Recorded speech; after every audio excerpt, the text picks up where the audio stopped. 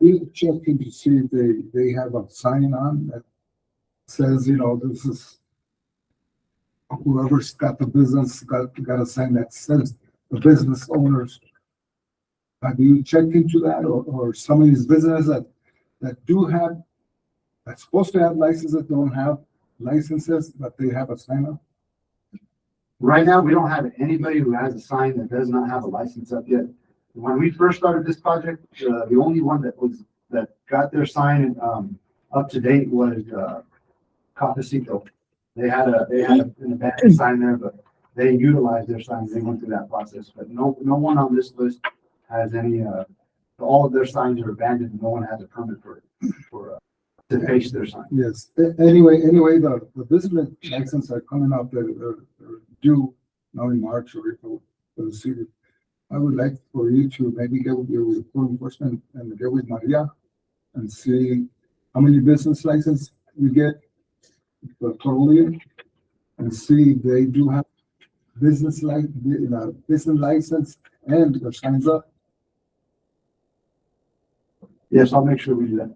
Thank you, sir. Thank you. Next order of business, please. Thank you. Mr. Mayor, we have our finance report. We have Tasha Martinez, our finance director.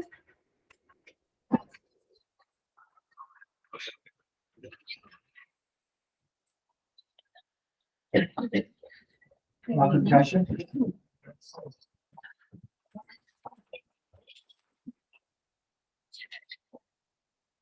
Good evening, Mayor and Council. Good evening. I am here tonight to present our monthly reports, our revenue and expenditures for the month of February. The first item that you have in front of you is our general fund. Our revenues year to date are $9,619,992, with our expenditures of $8,754,826, with a surplus to date of $865,165. Next to report is our enterprise fund, with revenues year to date $12,480,557, with our expenses $12,587,802, with a surplus to date of $160,754.74. The next fund to report on is our recreation fund, with revenues year to date $361,567, with expenditures of $296,023, with a surplus to date of $65,544. Our largest tax fund, with revenues of $454,750, expenditures of $266,519, with a surplus of $188,230. Our final fund to report on is our cannabis fund, with revenues year to date $68,182, with our expenditures of $2,045, with a surplus of $66,137. Stand for any questions. I'll ask the standard question that I always ask Tasha, but are there any negative trends or anything that you need to elect the council about regarding the finances of the city? Not at this moment, sir. Thank you. Yes. Just for letting our council know, you probably don't know, but our finance department went in the renewal of our cities, one of our local banks. We were getting like 0.04% interest rate on it, and they checked into it. Now that it's up for renewal, and at this present time, we're getting 4% annually on that CD for $5 million. So at the end of the year, we should have $80,000 left. approximately 200,000. or approximately $200,000 more in our account, for us to use for projects for the general fund. And I'm encouraged with the $865,000 that we have on there. If we have any other monies that we can invest in, the treasurer's office is also, the Mexico State Treasurer's Office is also, having a program to help out, counties and municipalities and rural areas on investing funds, with no penalties. We can use it at any time if something would come up. And that is at 5% interest rate, also makes a lot safer than, local bank. So I thank you for doing such a good job on that and taking care of us. Mr. Chavez back there fighting, but I know he was, okay on this one, but, it's a good thing. And, having $855,000 balance at this time of the year, it's pretty good standards. I think we can do a little bit of investment on the side with some of that money, probably.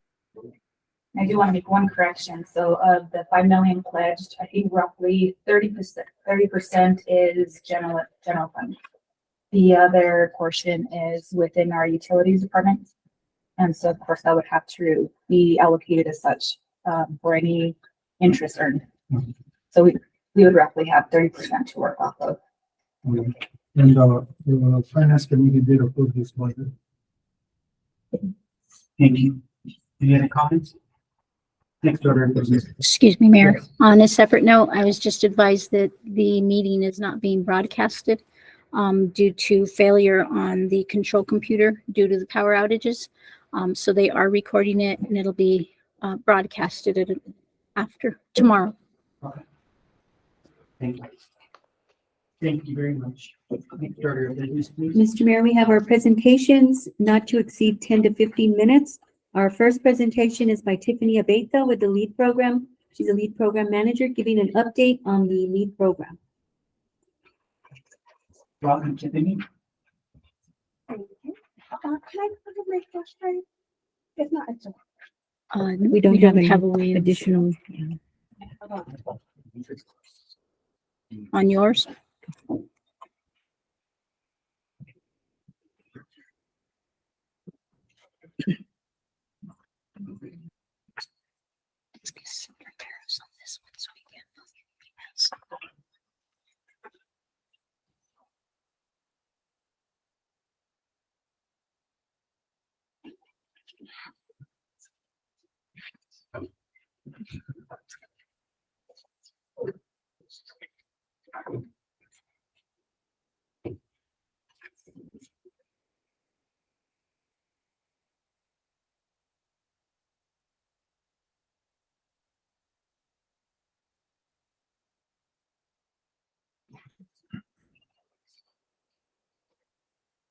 Good afternoon, Mayor and council members. Can you hear me?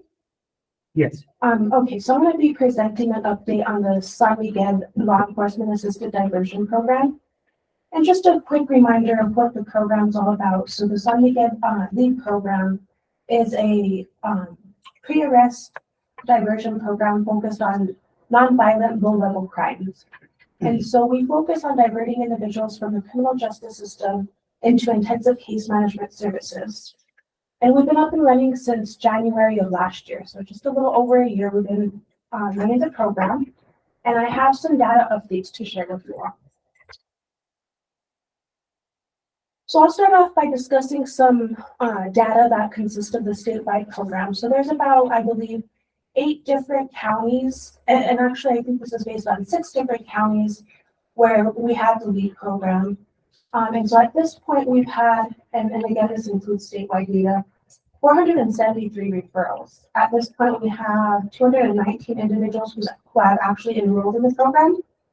156 of those individuals missed the deadline. And so each program is a little bit different. For the San Miguel LEAD program, we give individuals up to 30 days when it's a social referral to enroll in the program and 7 calendar days to enroll when it's a diversion.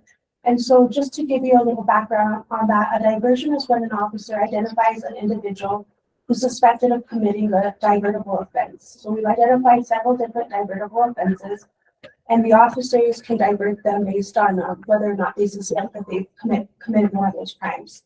The other way that an individual can be referred to the program is through a social referral. And so in this case, officers may identify individuals who are running into law enforcement consistently, but aren't necessarily picking up any charges. And in that case, they have 30 days to enroll in the program. So we had 20 individuals who declined services through the program.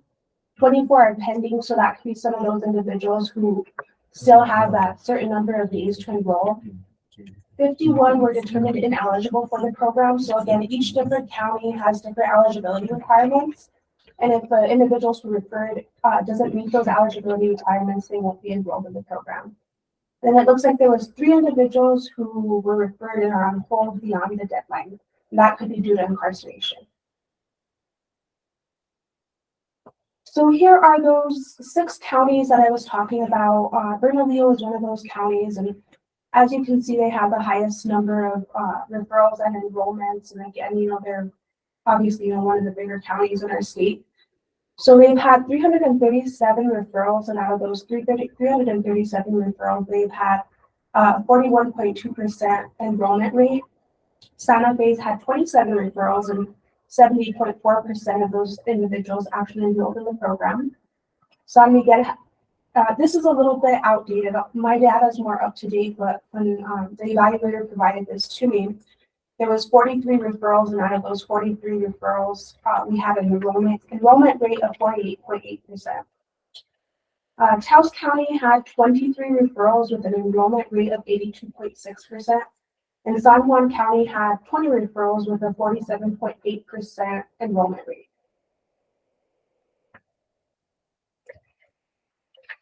So specific to San Miguel County, we've had at this point up to date 59 referrals.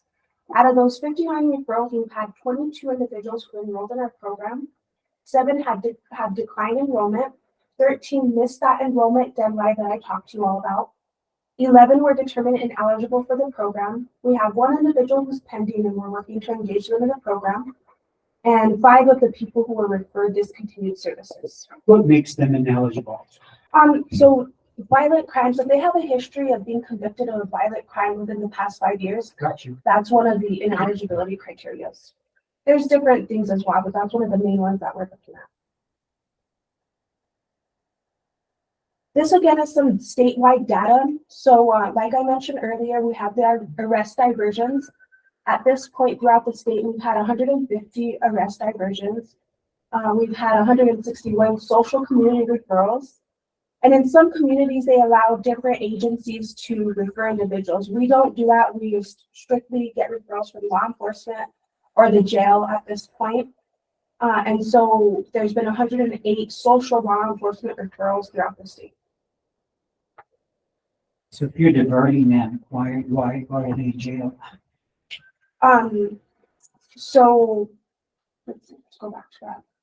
Is it specific to the arrest diversions? I'm just curious because that's what the diversion program is designed to do, right? Is to keep them out of the judicial system. Mm-hmm. Yeah, and so when we're talking about arrest diversions here, that's individuals who were not arrested and rather diverted to the program. Gotcha. Yeah.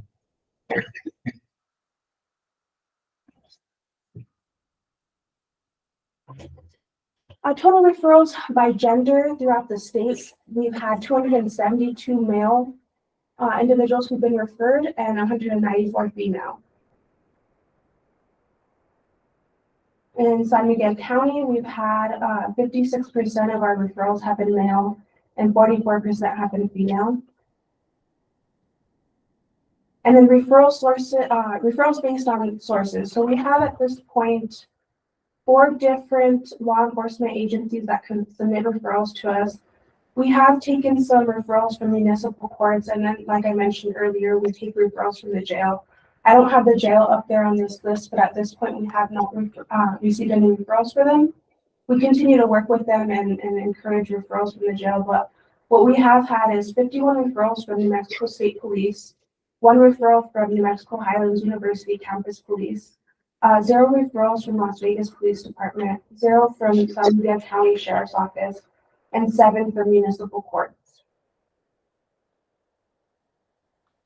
And then these are some of the services that the case managers work to support client participants with. So they work to first identify whether or not our participants have adequate housing. And then from there, they'll refer them to different agencies or support them. We have some financial resources that we can support participants with to help them get into housing. And at this point, what we've seen, so in the blue columns, that's baseline, that's when individuals first enroll in the program, and then the orange columns are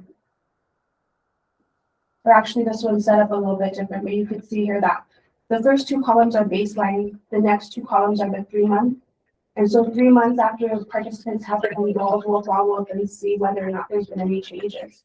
So at baseline, we did find that 77.8% of individuals did in fact have adequate housing, 22% did not.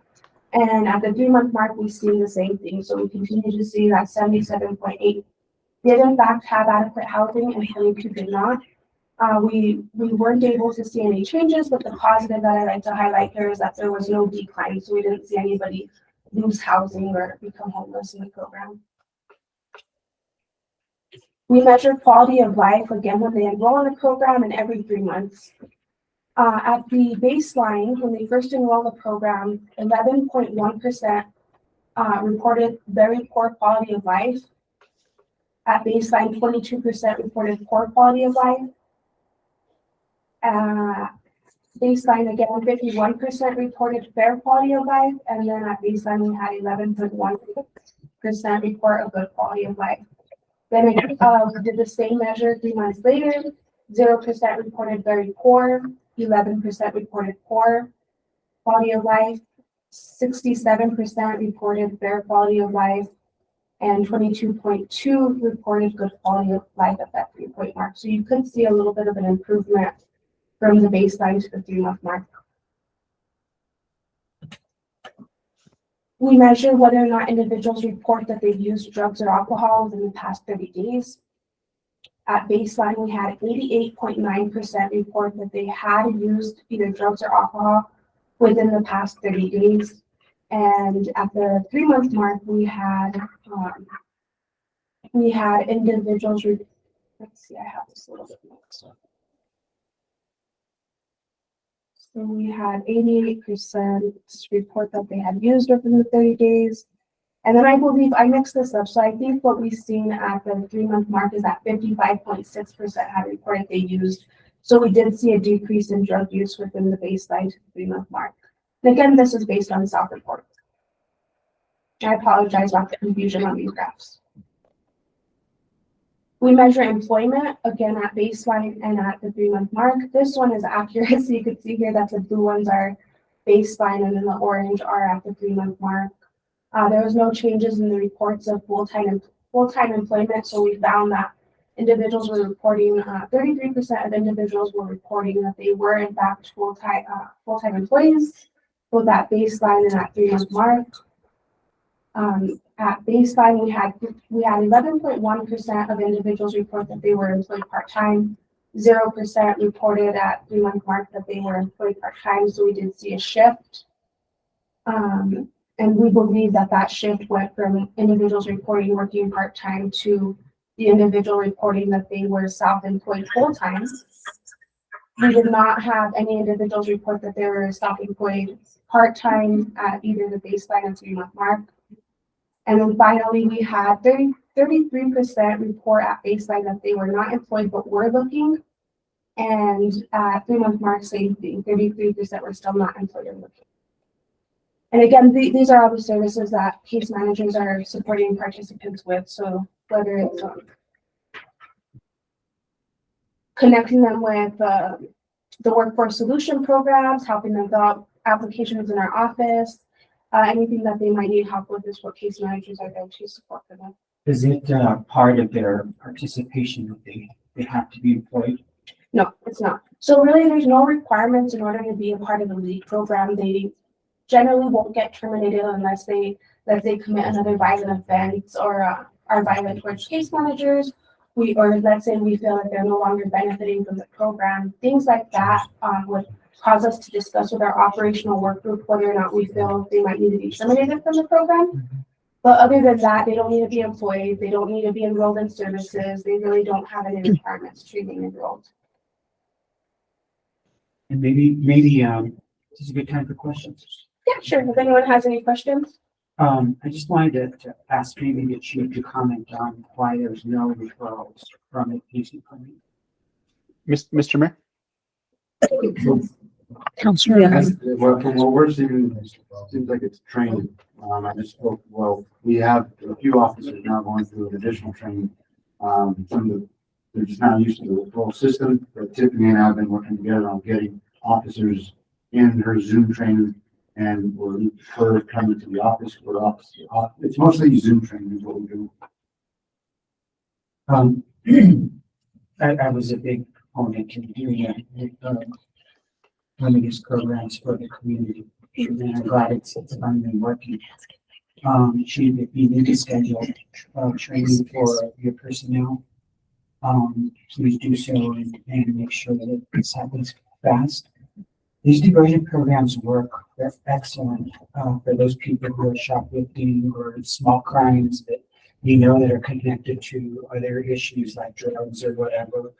Once you get them into these programs, you're able to assist them in getting treatment or getting housing or getting a job if that's what they need. So I think it's very, very important that we increase the referrals for the next time that you visit and get us data. I want us to be, I want the PD to be way at the top for those referrals.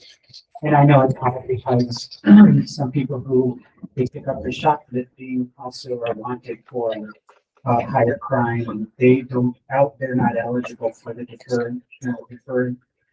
But yeah, thanks a lot. Thanks for all your work, and I know your group has been working very hard. Thank you. Yes. Yes, and as Chief mentioned, we continue to work on training because as we collect the data, we recognize things that we may need to modify or change in the program. So it is a continuous process of training our officers and anyone else who's involved in the program. And we do meet weekly to, again, give any updates or have notify they're called the operational work group members, any changes that we're making along the way. So All the judges have training. So I've met with the judges, and at this point, we don't accept referrals directly from the judges because we're really focusing on the diversion right before they actually enter the criminal justice system to have our police officers doing the referrals. And we'll continue to focus on that. We've gone back and forth about whether or not we should continue to open up our referral sources, but in efforts to really encourage referrals from law enforcement, we'll stick to what we're doing for now. Mr. Madrid? Yeah. Oh, Mr. Romero too. Go ahead, Mr. Madrid. Stephanie, you guys are working statewide or just in San Miguel County? I specifically work for the San Miguel County and my case managers as well, but there's those different programs that I mentioned. They all have their own program manager and their own case managers. Okay. And how many staff do you have? How many, what was that? Staff. It's myself and then I have 2 case managers. Okay. And for housing, what kind of housing are you providing? So we support participants in getting emergency housing, and really what that would look like is, first line would be to reach out to the homeless shelters to help, get them into the shelter. If that's not an option for them and they're needing something more long-term, we have helped individuals get hotel rooms throughout the community. We work with different motels. And then the other thing we'll do is support them in applying for housing, Section 8, anything like that they could qualify for. And we'll also support them in looking for an apartment, a house, whatever, here in Las Vegas, or wherever they're, interested in the surrounding areas. This chief, that meeting we attended was it for violence? People? Yes, sir. That was for the Tri-County Justice Center. It was domestic violence shelter. Yeah. Are you guys working with them? We've met with them, yes, and so one of the things we'll do is if our participant reports that they're a victim of domestic violence, we'll refer them over to Tri-County so that they can utilize their services first. But it's not always the case that if they're not a domestic violence, they can't use those services. Okay. And where's your funding coming from? from the Department of Justice. So we're federally funded. So what can the city of Las Vegas do for you? Well, to be honest, we're in our third year of the grant, and so we're gonna be looking to continue to have our program funded in the future. And as we continue to work, we can identify different needs that we might, need, but definitely maintaining the housing fund. And we also have what's called the wellness fund, and the wellness fund we can provide individuals with, we try and budget, of course, for each participant, but we just provide them with like clothing, food, just immediate needs that they might identify when they first meet with the case managers. Thank you. Thank you. Any other question? Thank Mr. you. Mayor? Mr. Romero, sorry. I mean, the question that I had is pretty much what you had asked, but I did notice on Tiffany, on the slide that you had, there was 7 for, Mike. Counselor, can you get closer to the mic, please? can you hear me now? Is that, Just barely. Go ahead. We'll manage. okay. I had the question as far as the 7 that were referred by municipal court, is that our municipal court? Yes, sir. Okay, Yes, it is. okay. Other than that, you answered my question. Thank you. You're welcome. Thank you. Well, thank you, Tiffany, and we'll welcome you back. Hopefully you get some more information, and we're your partners. So if you need anything from the city of Las Vegas, please let us know. Thank you very much. Thank you.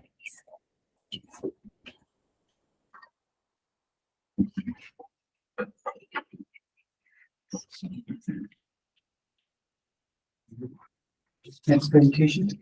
Presentation by Gary Mazaroff of International Racquetball Federation, speaking on holding the 30th IRF World Senior Racquetball Championship in Las Vegas, New Mexico, August 29th, September 2nd of this year. Yes, sir. Welcome, Gary. Please have a seat, and you might have to hit that mic so it'll project. There you go. Thank you for the invitation. Mayor Trujillo and councilors, thank you.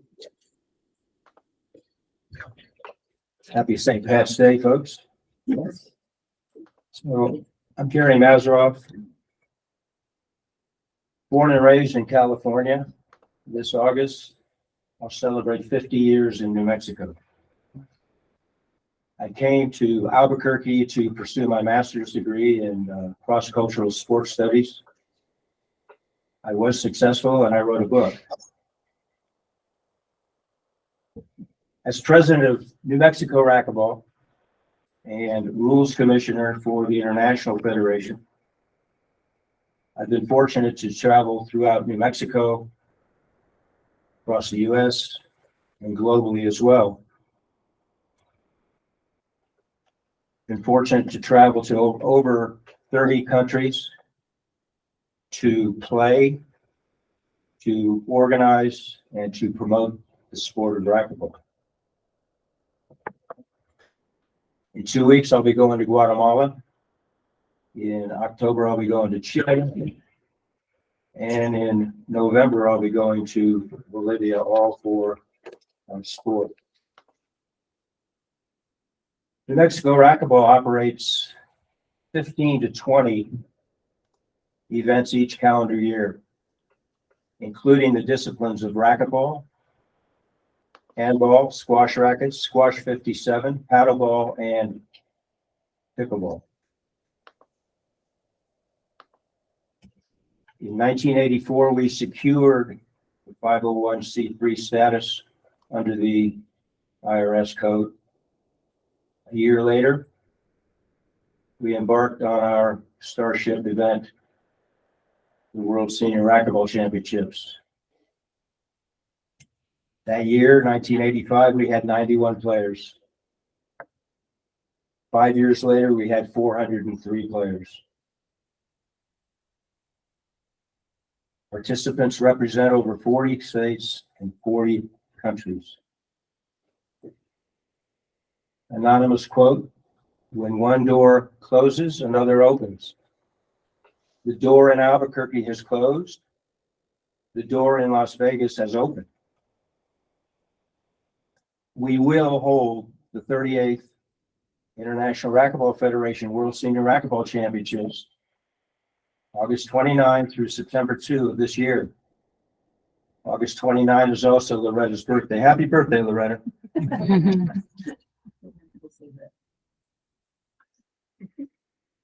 It will be in the original Meadow City. This tournament's the largest of all the International Racquetball Federation championships.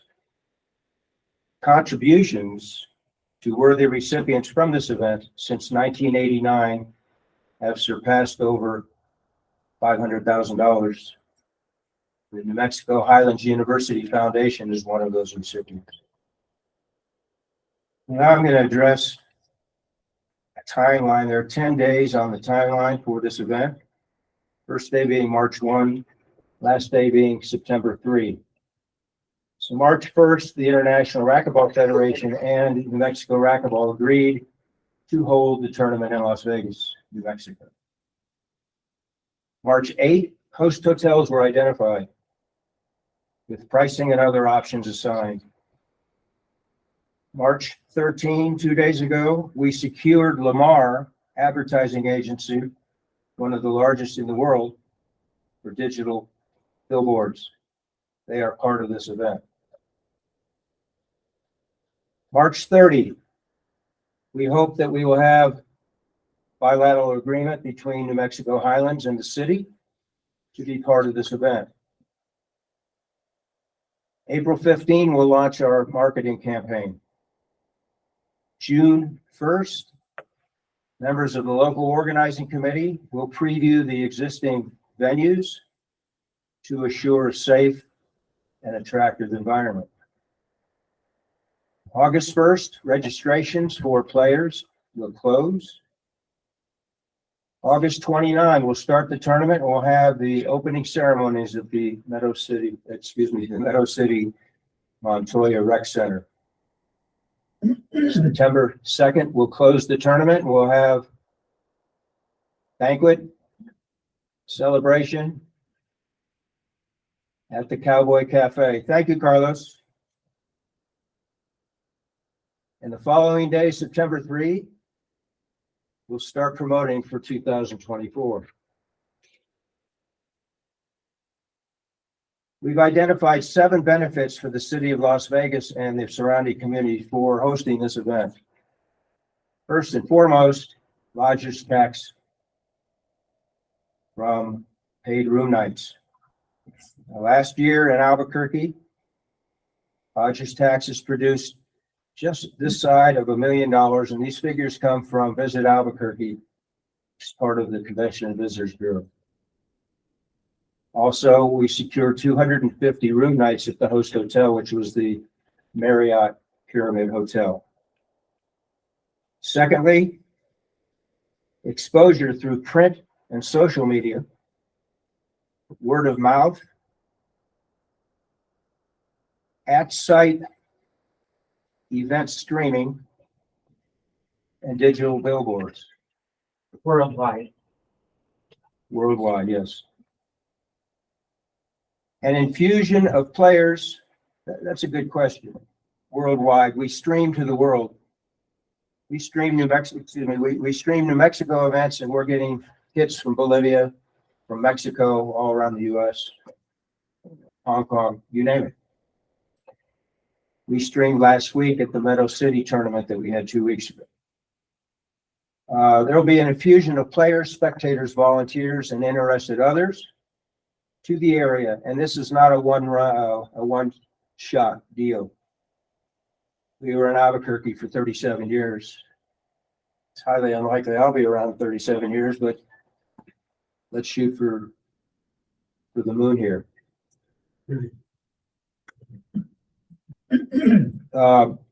As I mentioned, we had the Meadow City, the re-up of the Meadow City. It was absent for 3 years. That was 2 weeks ago. We're also bringing the New Mexico Games, 5 disciplines here in June, and we're bringing the National Paddleball Championships here in December. So although the Starship event is World Seniors, we have 3 other events here in Las Vegas annually. Growing the legacy of a world championship in New Mexico. Elevating local enthusiasm for racquetball and the recruitment of new players, especially youth, boys and girls. Justification for the enhancement of the existing venues, making them more attractive. At the same time, generating new and renewed energy and programs. And last, Las Vegas, San Miguel County, and northern New Mexico can become an international hub for racquetball and other indoor court sports. In conclusion, let's seize this opportunity. Let's open our arms and welcome the world to Las Vegas in August. Thank you. Now I'll entertain any questions. Thank you, Gary. I met with you a couple of Saturdays ago, and I was just so excited to hear the news. This is an international draw. It's an international event, and lots of people are coming to Las Vegas for something like this, giving us an opportunity to showcase Las Vegas. And, you know, when you said that you are doing marketing, you're doing international marketing. So that puts our name on the map internationally, because you're going to be marketing in all the different countries, right? And then, of course, when you're streaming the sport, the games, also it's going to be coming from Las Vegas, New Mexico. So let us know what you need. You need any kind of digital fillers to do in between your games or whatever, videos about Las Vegas or something that we can maybe muster up or do something or work with the Chamber of Commerce to help us produce that. Anything that you need is great. I talked to Loretta earlier about resurfacing the floors at the rec center to make it look brand new and shiny. So that's on our agenda. It'll happen soon. We'll get ready for this, and we'll make sure that the building is in tip-top shape. That we welcome this big event to Las Vegas. Thank you very much. We have an opportunity and let's take advantage of it. Any other questions? Thank you very much for the presentation. I do agree that Las Vegas will never die. It'll always be here. They're only gonna grow. And I don't know if I'm tricky, but we're open here to open up. Sometimes business plans change. That's all I can say. Will say. That's all good. The only concern that I would have, April, would be, they are an L1C organization. And I know that, whenever we lend out our facilities to 501c nonprofit organizations or other entities or Leland and so forth, you can't just outright lend it to them. There's gotta be some kind of. May I interfere? Yes, please. It's very rare that we don't pay a stipend to an existing venue, and that is part of our budget. Thank It you. is. Thank you very much. And, as the mayor said, whatever we can do in our part, in our end of it, let us know. And, we'll work. Thank you very much. Anybody else? Thank you, Gary. You're welcome. Appreciate Thank you. it. Thank you. We're excited. Mr. Mayor, our next presentation is by Kenneth Abeta and Craig Aragon, Assistant District Administrators with District 4 for Little League for the state of New Mexico, providing information of district and state playoff tournaments that will be held tentatively at Rodriguez Park.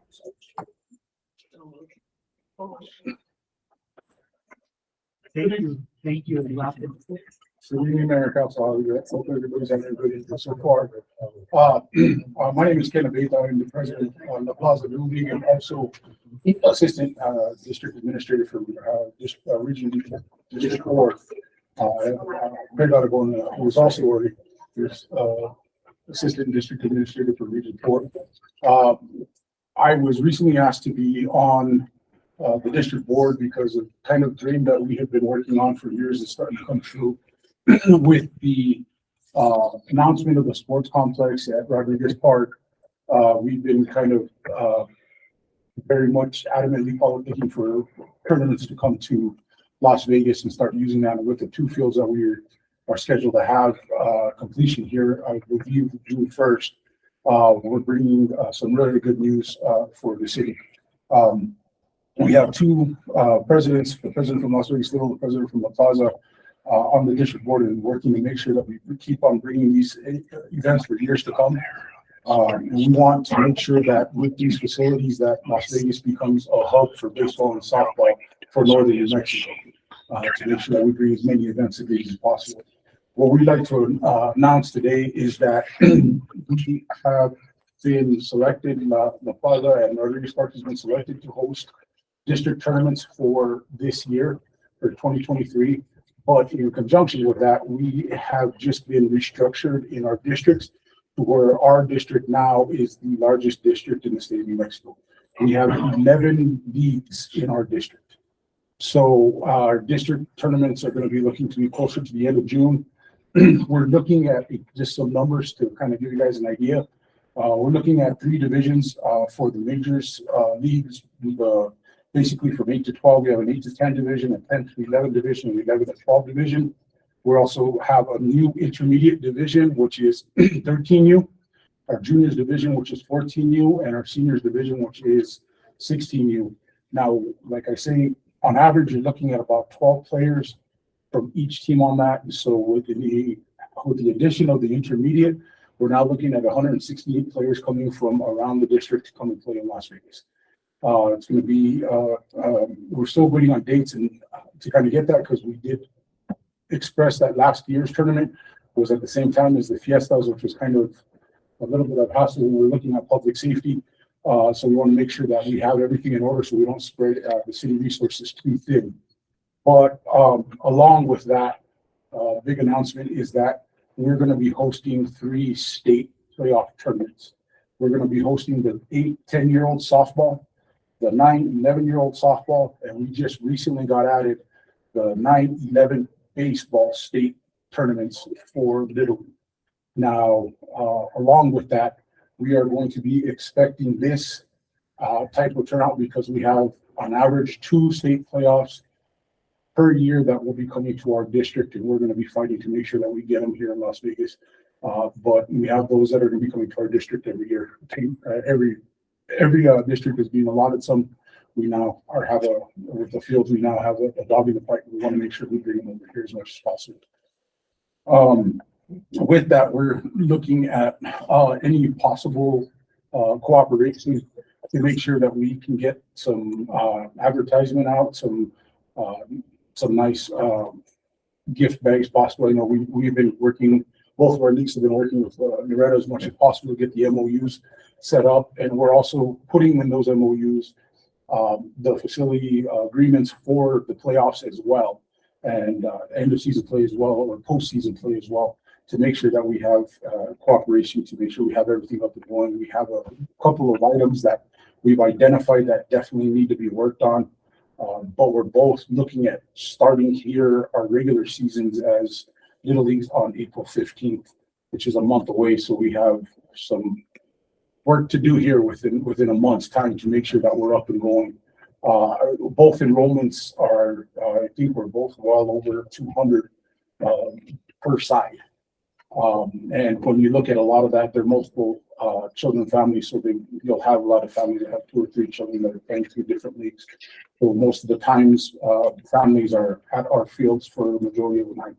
So we want to make sure that we have the best kind of facility safe and make sure that we keep those clean, working on that as well. So at this point, we'll stand for any questions. Mr. Mayor? Just a comment.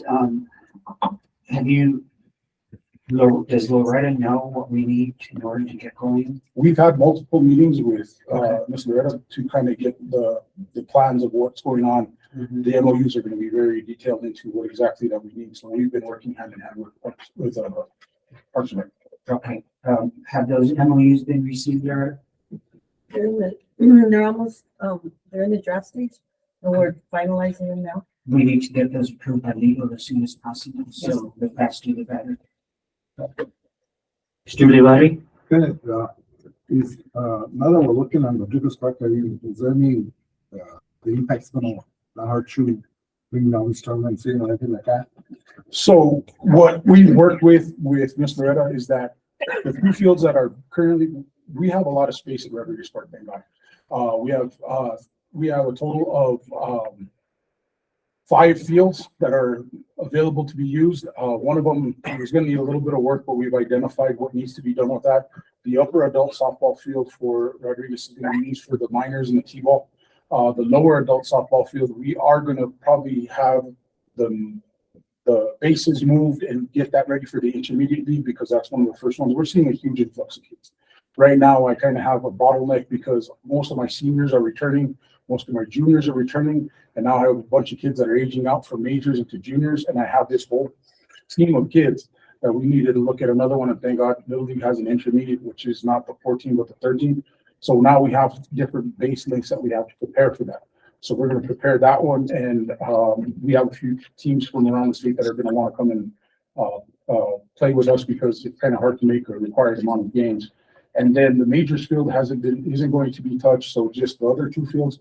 As soon as those become available, that'll be nice. But we have a lot of room out towards the back end to the upper adult and lower adult softball field that we are looking at. This thank God the chief has offered to be my vice president for the Plaza Little League. So we're looking at what's the best way to set up parking for that as well, to kind of maybe make it a simple entry, exit, and egress if needed be, and then for emergency vehicles to come in. We're looking at that as well. So we're making some changes to make sure that that is 100% accessible. Thank you. Mr. Mayor? Because it's gonna be a very good season, and I just live right on top of the playground. I see all the action, so and I see the fields that sometimes they need to be watered, they need to be maintenance. Get with Loretta and our city manager, and if you have any questions or anything you can help you with or anything like that, get with them and keep in contact with them. Thank you for all the work. Mr. Romero? Mr. Mayor, thank you. Mr. Abeta and Craig, I just wanted to, first off, congratulate you on what you guys are doing. I know we all know how difficult it is, especially this time of year during registration and stuff. But a couple of things that I had, Mr. Mayor, here that I think we really, and if I guess Loretta's there in the audience, but Loretta's going to have to get with Chuck, because in my experience in the past, going to Raton and some of these other communities, the goodie bags that, all the businesses in other areas put together and discounts, if we could really jump on that and maybe get Chuck involved and Loretta to put those out for, because it does help out, when you have a team of 13 kids and you only only fundraise so much. If the discounts, the discounts to restaurants help a lot. If we don't have those discounts and work with businesses, I mean, and these 2 guys could vouch for this, is, then they end up making hot dogs and weenies and stuff like that they bring from, from their own community. So we could really work out with maybe Las Vegas First and some of these other, agencies to really put these packets together and try to get those, these teams to spend money here. Am I correct, Mr. Abeta?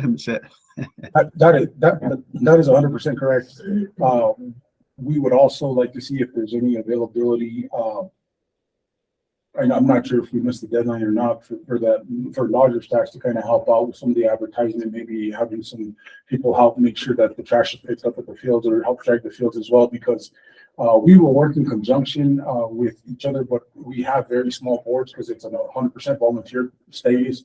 So to give up an entire weekend, which we both have from around 6 in the morning at the field to way past midnight, trying to make sure that everything runs completely, the tournaments and with just opening ceremonies itself, is a little bit much. But if we can get any help from the city, is to help out with some staff out there just to help us. We did work with Loretta to get in our MOU to start making sure that a minimum of 2 trash pickups per week will take place to make sure the fields stay clean. And also with the new fields being built, we are already getting in our standard operating procedures to make sure that there's certain rules that the teams need to follow. No metal cleats, no flower seeds, different type of rules that we've been to different tournaments around the state that they have in theirs to make sure their facilities look tip top. We kind of want to mirror that as well. So we want to work in conjunction, but anything that can help, because you have a game at 8 o'clock in the morning, then again, you don't play either that the rest of that day, or if you play at 5 o'clock. So we have a lot of families that are going to be looking for where do we need.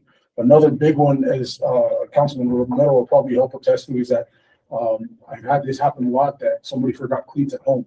Somebody forgot some equipment, so they're running over to Hibbett, and on the way to Hibbett, they're passing by McDonald's and passing by different restaurants, and hey, we can go grab something to eat, or trying to get those little type of last minute items. We need an umbrella, we need cooler, we need ice, we need something like that for the field, which happens to us all the time. The best laid plans is always kind of. Do you know how to apply for lodger's tax?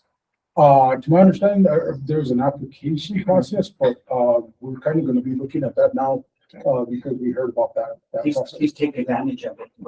Apply for that money and see if we can fund you with some lodger's tax.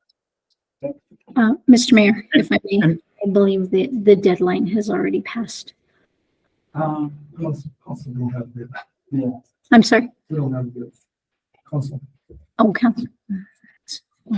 We will get that prepared and sent over to you guys as soon as possible to make sure we can identify exactly what we're looking at, as we're going to need help with field, and also with we'll get our ducks in a row. Yes. First of all, thank you very much for volunteering. I visited you guys a couple of times, 2-3 times last year, and you guys were jamming. I mean, you guys got the crowd. I mean, and they were happy from all over. Yes. They loved Las Vegas. And like we said 2 years ago, we lobbied, Mayor Council lobbied for 3.2 million to the governor for the Rodriguez part. And when she came down, grand opening, my words were that she hit a home run out of the ballpark. And she did. Some people don't agree with us that it brings economic development, but it does, and it will. This last time around, we went and lobbied hard. We got 2.5 million for the next phase. So we're not going to stop there. We're going to continue. But like I said, you build it, and they will come. And last year was amazing, and I think that's why Lodgers Tax has so much money all the time. And we have 100,000. So I encourage you to take advantage of that for advertising, because it will put heads in bed. It will bring people. And, we're also improving all our parks. And that's something that Little League parents or people that come from out of town utilize when they want to take a break from the park. So they have other kids that want to go play at the park and stuff like that. So hopefully by this summer, every year we'll improve more and more on outdoor recreation. And, this is where we need to start with our kids to keep them away from drugs, keep them away from stealing and so forth, going down that road. So I thank you guys. I know when this guy says something, he means it. And his heart is in the right place, and his heart is all baseball and kids. Thank you very much. Thank you, guys. We appreciate you being here tonight. Please look close. Mr. Mayor. Mr. Mayor, Yes. Councilor Romero. Mr. Romero. Mr. Mayor, I just had one question. I don't know if Maria or Loretta could answer this, but what's the timeline now to start? I know it's still kind of cold now, but I know last year we didn't start on the parks till, as far as watering and stuff till, what was it, mid-May or something like that? I'm just curious if we could start a little earlier this year if possible. So, Counselor and Mayor Council, right now we're working on trying to have everything on by April 1st. We can get it earlier. We will make it available earlier, but the target is April 1st.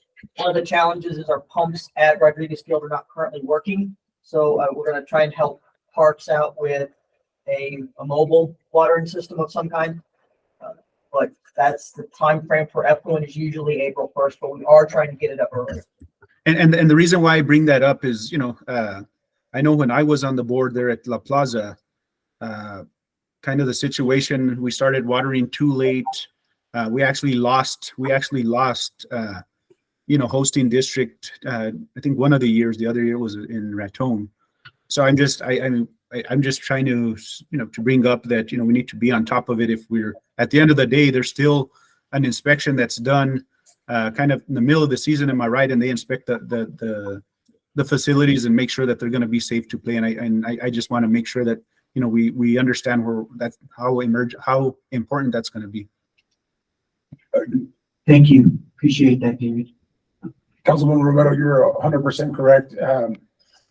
Before the tournament takes place, we do have district and regional staff that come out and they make sure that the base length is correct, that the field length is correct, and that they make sure that the fields are playable, no issues with potholes or gophers or different types of things like that. And then also they make sure, it's kind of interesting, but they make sure that we're using the right type of dirt that has a mix between clay and dirt to make sure it solidifies a little bit. Not too loose, but not too soft where they're sliding around in there as well. So we are looking, like I said, that part of to request some assistance with larger stacks to put the correct dirt on the fields, and then also doing fundraising to try to get mounds for the field now that they're complete as well. So I think the ones that I've been looking at, the most reasonable ones are about $3,000 for a pitching mound. That'll make sure it lasts, but it's completely fiberglass and plastic foam. So we are working to get that. Thank you, gentlemen. I appreciate your time here, Mr. One last thing, we do have a website that you guys can use under the recreation department. And also we have that message board out here on Mills and Sutton and Grand that you're welcome to utilize also. Appreciate it. Thank you. Thank you. Thank you very much. Next order of business, please. Mr. Mayor, we have our consent agenda. We have 3 items. Could you please read those? Certainly. First one is request approval of addendum number 2 to contract 3729-21 with JJ and Son Excavation to provide professional concrete services for the city of Las Vegas. Item 2 is request approval of addendum number 1 to contract 3875-22 with the Masters Touch LLC for billing, printing, and mailing services as needed for the city of Las Vegas. And item 3, request approval of addendum number 1 to contract 3904-22 with Sienna Design and Architecture for architectural and engineering services as needed for the city of Las Vegas. Mr. Mayor, I make a motion to approve the consent agenda. Mr. Mayor, Councilor Councilor Romero. Romero. Mr. Romero, I might make a motion to approve the consent agenda. thank you. There's a motion on the floor by Mr. Romero, second by Ms. Casey. Roll call, please. Go ahead. I had a question on number 3, Maria. Why are we approving our April? Why are we approving an RFP 4 months in advance? It's not due till July. Council, we're trying to stay ahead of the addendums that we don't make a mistake and not have an addendum approved. So it will not, anything that has a date of a month or 2 or 3 from now, the addendum won't take effect until that time frame. So they're currently under contract, but we're trying to avoid any of these addendums not being approved because of making mistakes. We're doing them a couple months early. Okay, and the clerk does have a system in place now for, I know the clerk is working on something, and we also have a list of all of our contracts with dates on them so that we don't get behind. Thank you, Cassandra. Councilor Olivari, Yes. Councilor Montoya, yes, Councilor Casey, Yes. Councilor Romero. Yes. Have a motion by Councilor Romero, second by Councilor Casey. Thank you, Mr. Mayor. Motion carries. Thank you. Next order of business, conducting a public hearing for business items 1 and 2.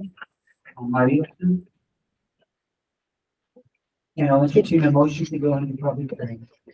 Mr. Mayor, I move that we go into public hearing. There's a motion on the floor by Ms. Casey to enter public hearing, second by Mr. Olivari. Roll call, please. Councilor Montoya, Councilor Olivari, Councilor Romero, Yes. Councilor Casey.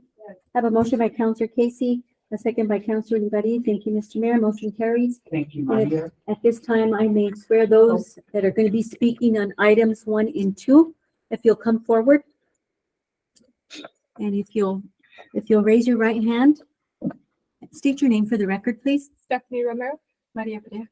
Under the penalties of perjury, do you swear to tell the truth, the whole truth for your testimony to council tonight? Yes, I do. Thank you.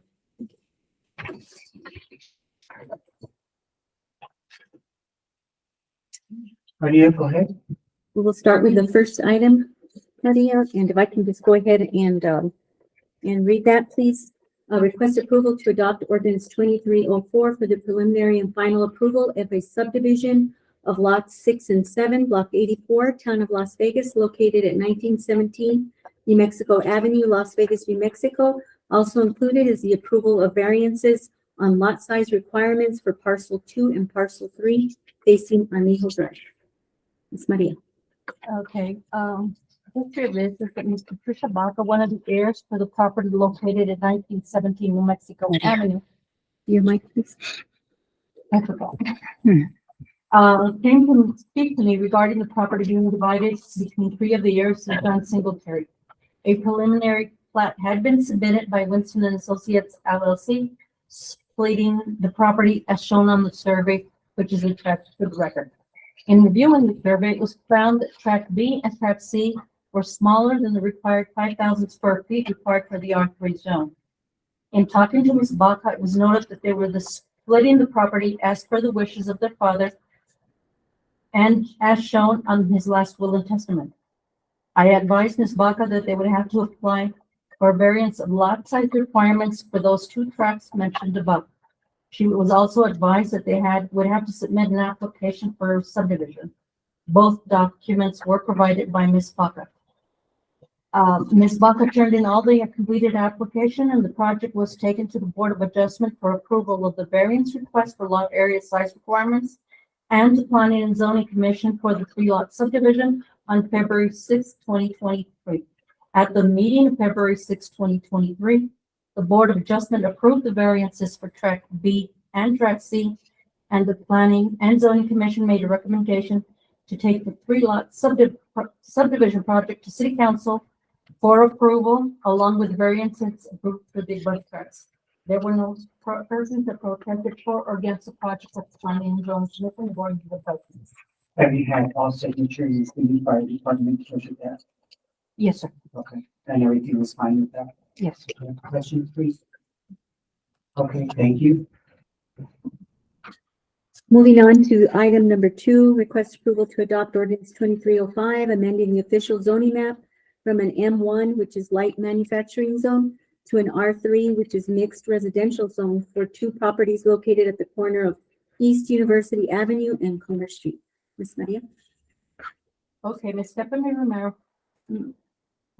Romero, on behalf of the owners, Robert and Judy Lopez, came into the office requesting a zone change from an M1 light manufacturing zone to an R3 mixed residential zone for property that had recently been purchased by Mr. and Mrs. Lopez.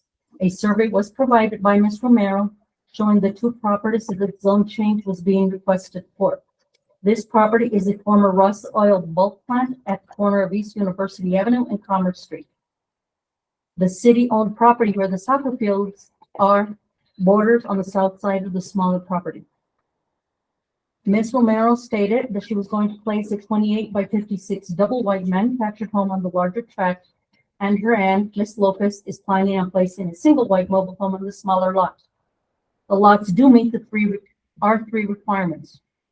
Ms. Romero submitted a site plan on how the double wide home is going to be placed on the larger lot. And at that time, Ms. Romero also requested on behalf of her aunt and herself that the properties be issued Commerce Street addresses, as both homes are going to be facing that way. The application was received in January 2023, and the Planning and Zoning meeting was scheduled for February 6, 2023. At the meeting, Ms. Romero again stated what their intentions were for the property and advised that the property had been cleaned up recently for this purpose. At the meeting of February 6, 2023, the Planning and Zoning Commission made a recommendation to take the zone change application to City Council for final approval. There were no persons that spoke for or against the project. As of February 6, 2023, new addresses have been requested and issued for the 2 lots. Addresses are 615 Commerce Street for the smaller lot and 619 Commerce Street for the larger lot.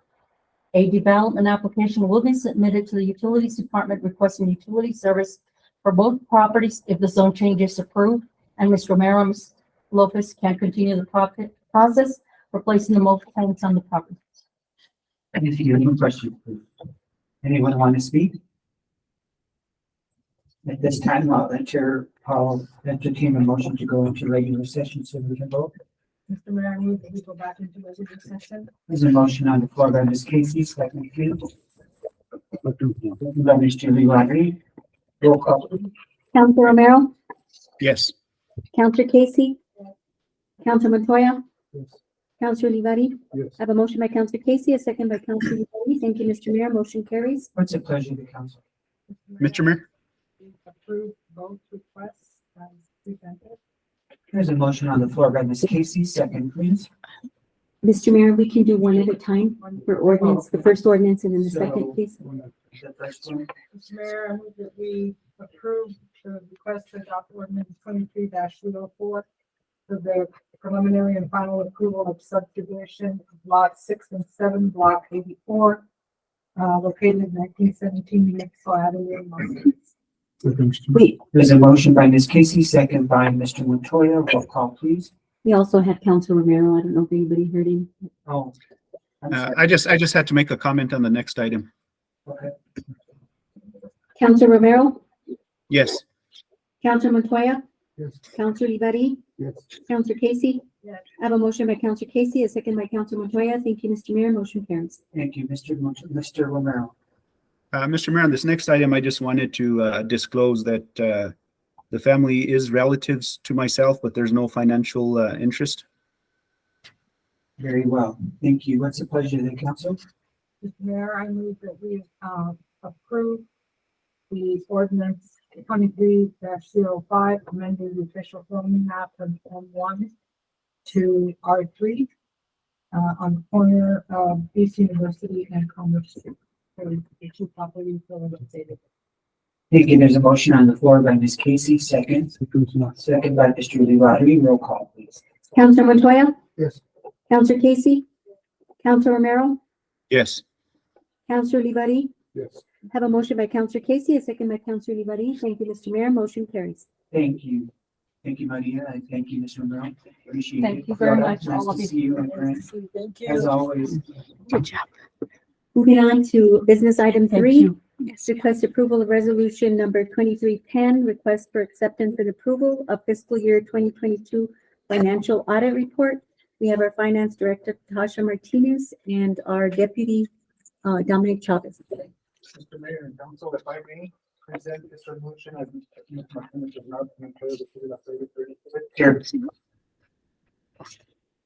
With me this evening, I have Mr. Chris Garner, partner with Patil Brown and Hill, the audit firm that did performed our audit. Thank you. What's the pleasure of the council?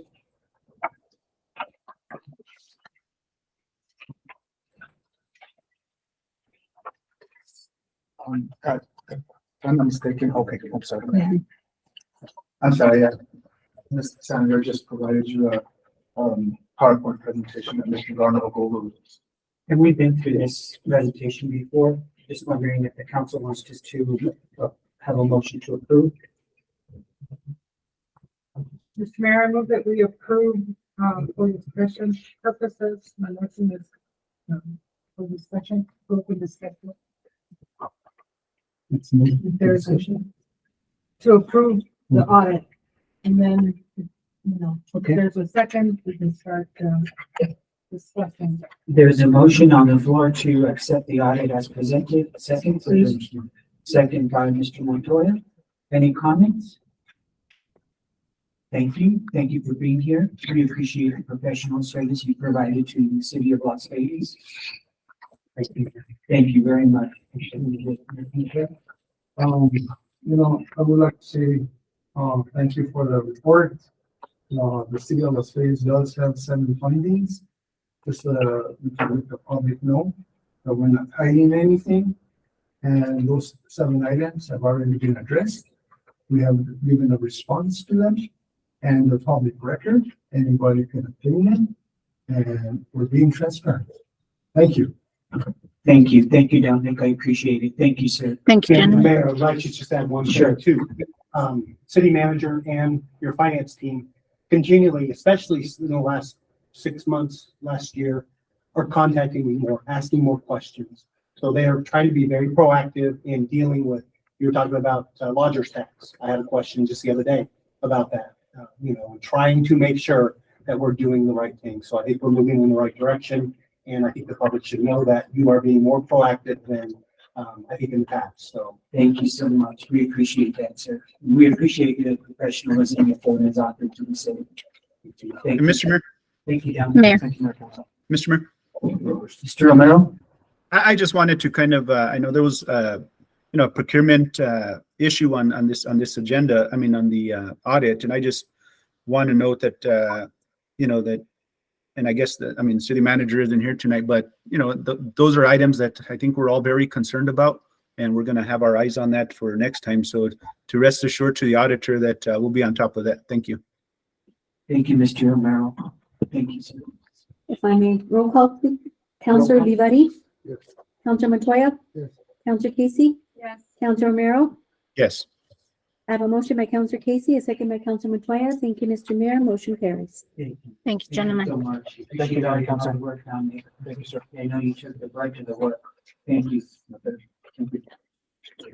Second, next order of business. Moving on to item 4, request approval of resolution number 2308, the sale of obsolete city assets at an online auction. We have our finance director, Tasha Martinez. Mr. Mayor, Mr. Mayor. Mr. Romero, make a motion to approve resolution 23-08. there's a motion on the floor by Mr. Romero, second.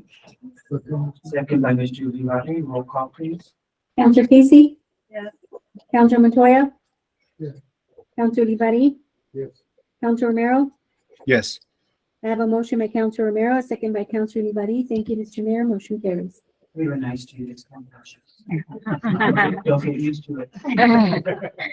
Thank you. Thank you, Mayor. And Ms. Tasha has the next item as well. Item number 5, request approval of resolution 20. Mr. Montoya would like to say. Just again, to be transparent and telling the public, we are having a public auction at the City of Las Vegas. And all the information will be up on the website. So the dates, the times, who's auctioning it out, what items on there, the pictures, the whole works. So if you want to join in that auction, please do so. And I think it's on October. No, it's actually the early spring. So with this approval, we'll get the advertising going. It'll be in early spring. Thank you. Next order of business, please. Item number 5, request approval of resolution 2309, a budget adjustment for fiscal year 2022-2023. Ms. Tasha, our finance director. The City of Las Vegas is in need of making a budget adjustment in the 2022-2023 fiscal year budget to include a revenue increase to fund 101-4900 for the animal shelter in the amount of 50,000, a revenue expenditure increase to fund 217, state legislative appropriations for the Padilla Sport Complex in the amount of 91,000, a revenue expenditure increase to fund 217, state legislative appropriations for the Old City Hall Museum in the amount of 320,000, 320,000. A revenue expenditure increase to fund 217, state legislative appropriations for the police department's retention and recruitment in the amount of $112,500. A revenue expenditure increase to fund 253, traffic safety and DWI in the amount of $10,742. A revenue expenditure increase to fund 253, traffic safety, buckle up in the amount of $3,079. A revenue expenditure increase to fund 253, traffic safety, the STEP program in the amount of $5,702. A revenue increase to fund 620, natural gas in the amount of $2 million. And finally, an expense increase to fund 620, natural gas in the amount of $1,800,000. Okay, what's the pleasure of the council? Mr. The $1,000 for the Aliyah Sports Complex, where did that come from? So this one, I would have to get back to you on. Dominic worked on this one specifically. Well, it says it's a state legislative appropriations. And it was never on our list. This is for, my understanding, it's near Mountain View. Yeah, I know where it's at. Yeah. Mr. Mayor, Mr. Mayor. For what year is that? Legislature approval, appropriations. Mr. Mayor, 2022. Mr. Romero, I'll get you shortly. I think I had an answer to that. Okay, go ahead, Mr. Romero. So that was actually a grant application. I believe Robert Archuleta worked on that grant, and that's what it was. It wasn't a legislative appropriation. It was a grant. Okay, thank you. Thank you, Counselor. So I'll make a motion, to approve resolution 22-1. Okay. There's a motion on the floor by Mr. Montoya, second by Ms. Casey. Roll call, please. Counselor Libari? Yes. Counselor Romero? Yes. Counselor Casey? Yeah. Counselor Montoya? Yes. I have a motion by Counselor Montoya, second by Counselor Casey. Thank you, Mr. Mayor. Motion carries. Thank you, Tasha. Thanks for being here. Yes, sir, thank you.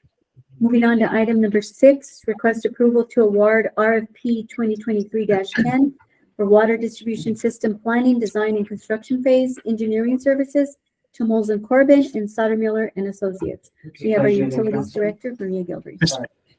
Mr. Mayor, Mr. Romero? I had a question on that one. As far as I see that we're going to be awarding to two vendors on this list. The concern that I have, and I don't know if it's been brought up, I know we've had him, for a while, but now that we have Sodermiller actually operating our water system, is it a conflict for them to also be planning and designing? And I don't know if that's a question to ask an attorney or. Counselor, this is the distribution system, not the water treatment system. No, I know, but that's, And they're also different, technically, they are legally different firms. Sodermiller and they're the same, right? What do you mean they're different? Sodermiller Operations is the firm that that manages the facility, the water treatment plant, and Sodermiller Engineering is a legally separated different company. And again, this is for distribution, not for treatment. Okay. Ms. Casey? So they will be doing, each Yeah, we need them. no, it's because there's 3 on. Yeah, try it now.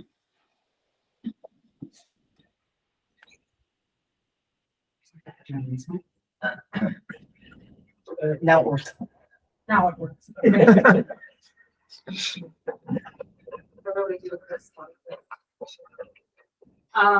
So both, entities are working within the water department, but doing specific jobs that are very different.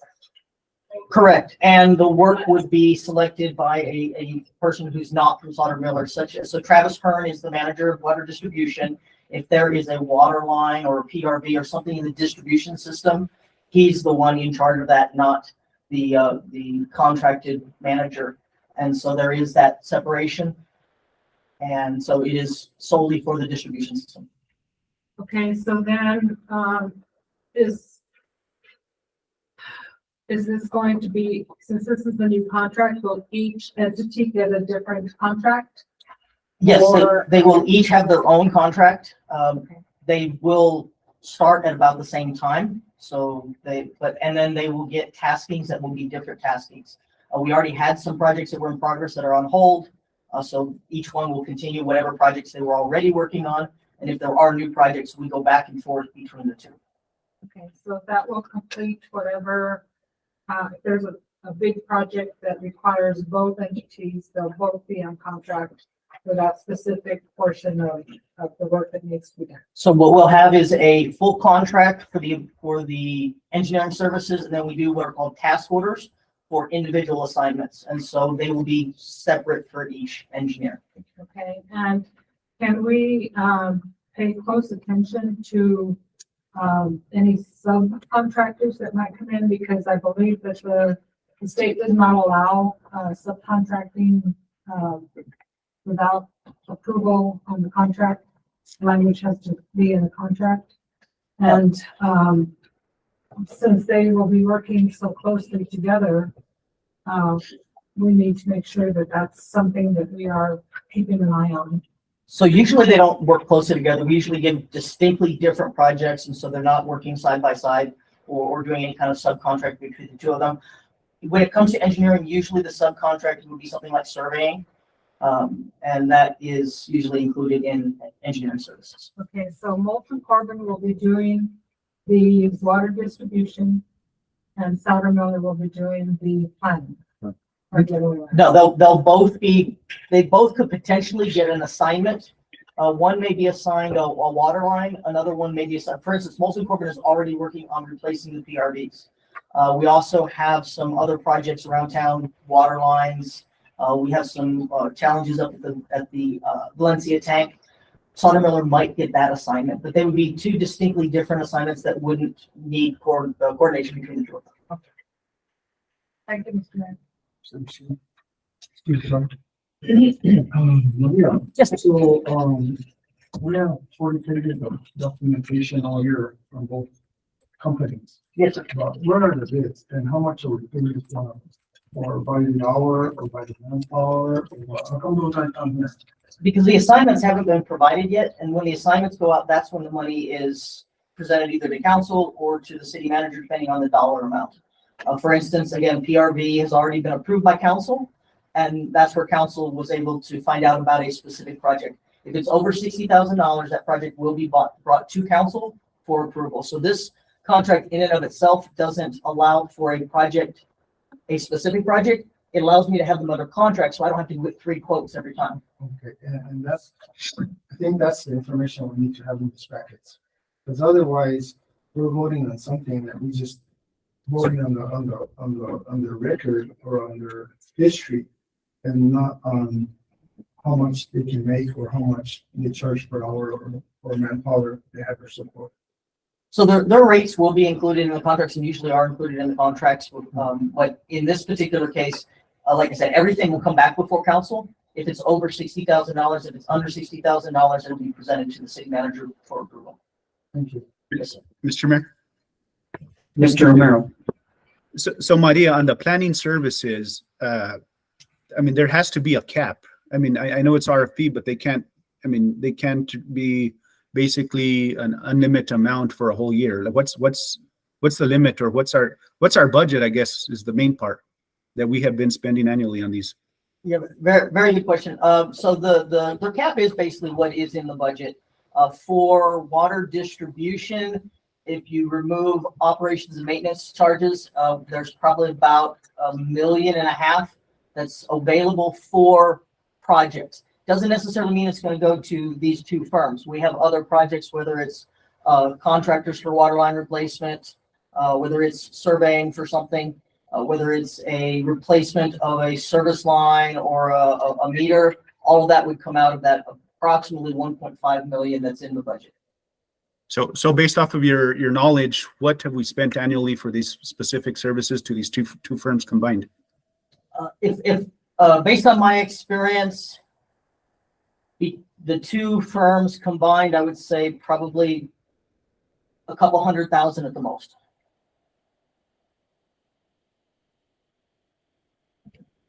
For I want to be specific, for water distribution.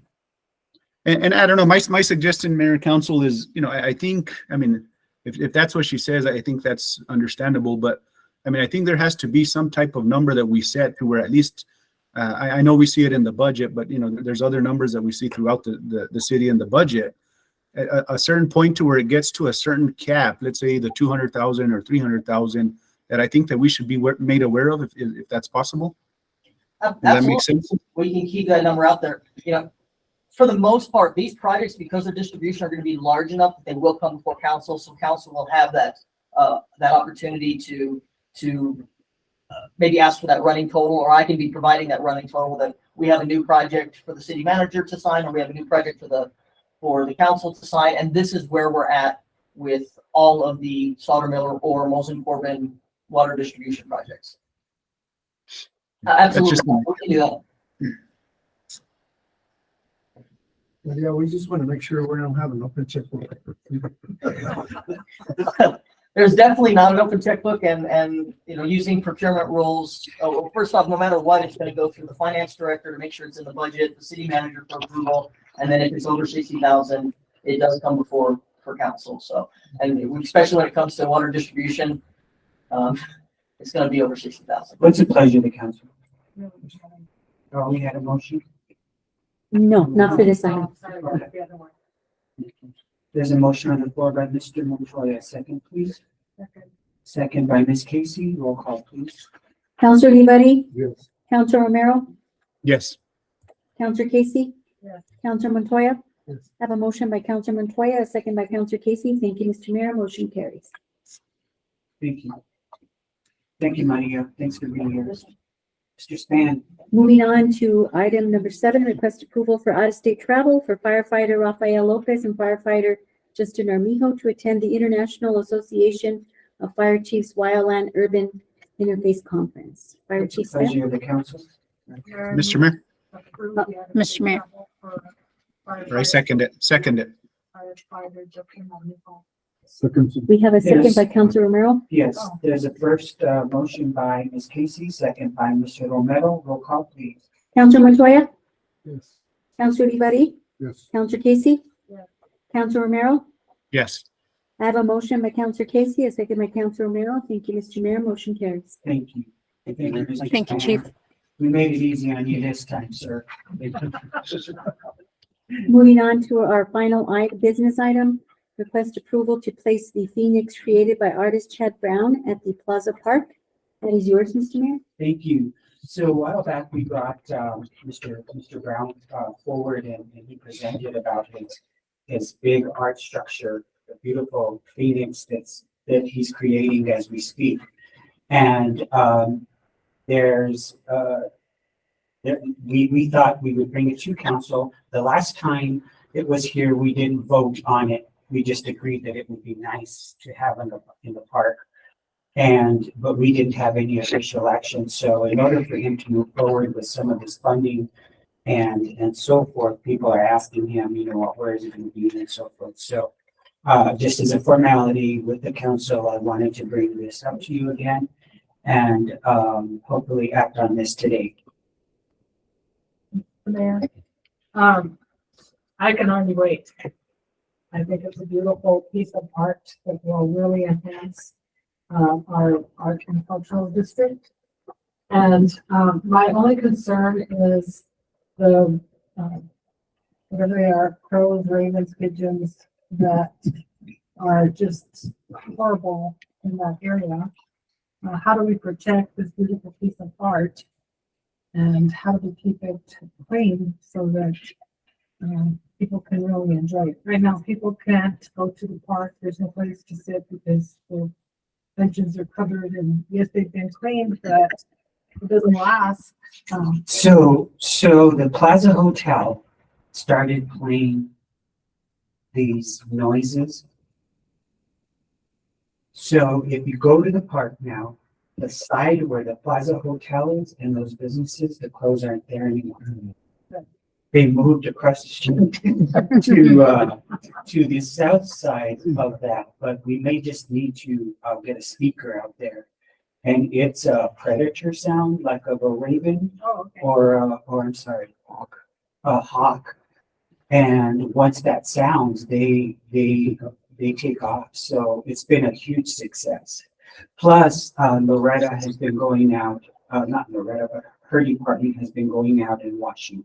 They had called her today. They went out there and washed the sidewalks and the benches again until, so a good friend of mine who worked as a wildlife biologist told me that this is exactly what happens when there's a big forest fire. That they all leave, they're scared. And so what they do is they roost and they talk to each other about where we go next, what we're going to do, So they're displaced. He believes that a large number of those crows were displaced from the fire. And they're just scared for a while until they figure out what they're going to do. But I know, I hate to see bird poop all over that beautiful piece of art. Mr. Mayor. Mr. Mayor. I would also like to ask Mr. Brown, what's the anticipated date of having that ready to respond? The concentration right now is in conjunction with the the declaration of the extinguishing of the fire. That seems to be somewhat ambiguous on state, so my goal is end of August, the first part of September. Oh, that'd be perfect. Maybe I'll be on like that. After the distance. I have absolutely every intent to hear all you guys have any concerns, as well as things like the cleaning. I would personally take care of. You know, it's just one of those things. It's public art piece. I intend on checking on it and taking care of it. Mr. Mayor? To be preserved and carefully displayed and appreciated so that people can really enjoy it. It's a lovely, beautiful piece of art. Thank you. Is there a motion? Mr. Mayor, Mr. Mayor, excuse me. Mr. Romero? sorry about that, Mr. Mayor. I just had a couple questions on this. Chad, is the proposal still temporary until we find a more permanent place? Is that kind of Yes, where we're as a matter still of at? fact, you know, considering even the wind over the last few months, it's a strong wind here, guys. This piece is a winged piece.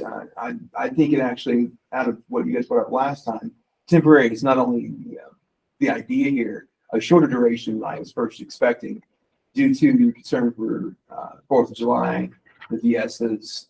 The hope here really would be like September to the end of December, maybe early part of January, just basically when the winds start.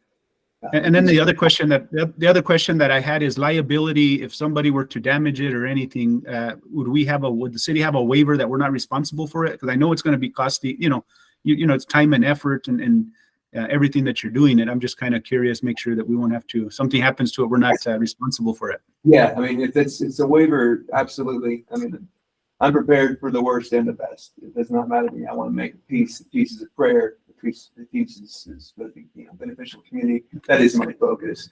If any destruction, whether it be by animal, by person, I'll do my best to tend to it. If it were completely wiped out, a waiver of context, in that way, I'm absolutely happy to sign. Okay, thank you. Thank you, Mr. Mayor.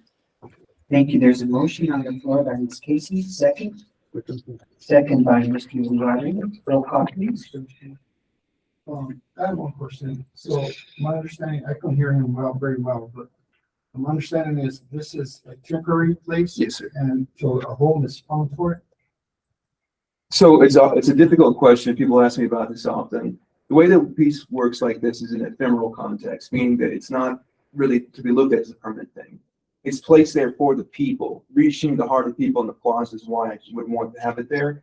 Ultimately, for the people. If it has life, let's say it doesn't get destroyed in the process there in the park, then yes, absolutely the next place. I do have places in mind, being Highlands University, World College, and the railroad district, as well as there have been other places that you guys brought up last time. The longer aspect is a typical way to think of a sculpture, I know. So this is a little bit backwards in the sense its first arrival, its placement in the park is its purpose.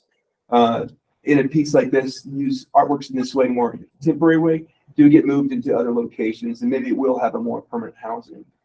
It's somewhat vulnerable state to the environment.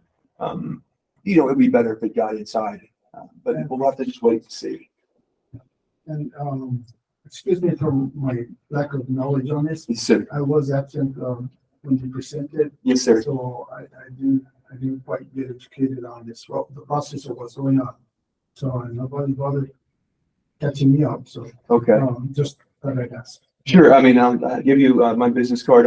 On my website, the first button leads you to the project, and the project is outlined pretty well on that Ask page. my colleagues. Thank you. Yes, sir. Thank you. What's the pleasure of the council? Roll call, please, sorry.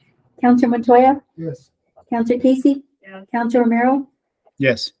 Counselor Olivari. Yes. I have a motion by Counselor Casey, a second by Counselor Olivari. Thank you, Mr. Mayor. Motion carries. Thank you. We're excited, Chad. Thank you so much. Thank you. Thank you all. I'm excited to very much. Yeah, thanks for being here. Mr. Ujari? That's the last item on the agenda. That concludes our business I'd like items. to go ahead and make a motion to go to executive session to discuss limited personnel matters. And then S8 1978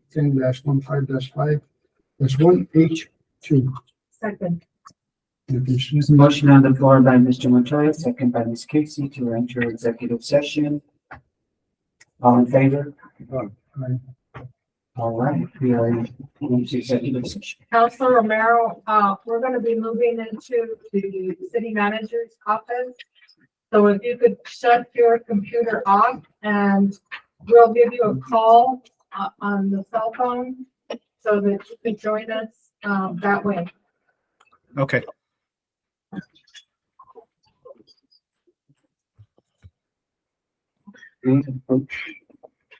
Councilman, okay? Yes, sir. I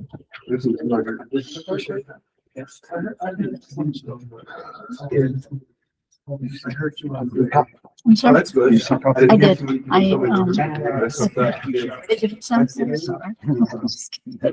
Well, on all of the product, whatever they sell, they'll stick, they'll tape that to it. They're all excited about it. Super, I mean, I don't know. Hey, that's, we all need to be happy about things.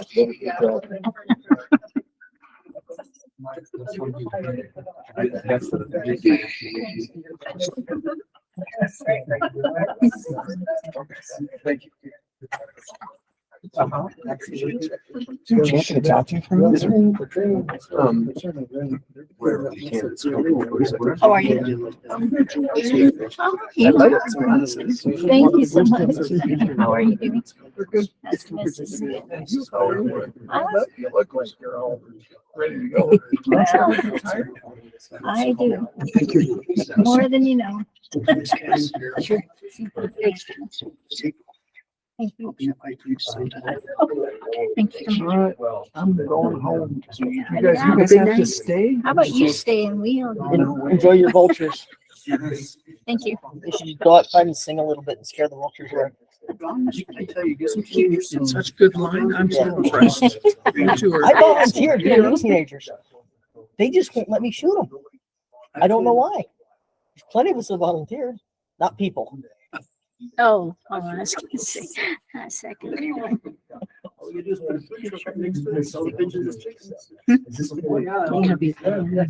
Let me mute this real quick.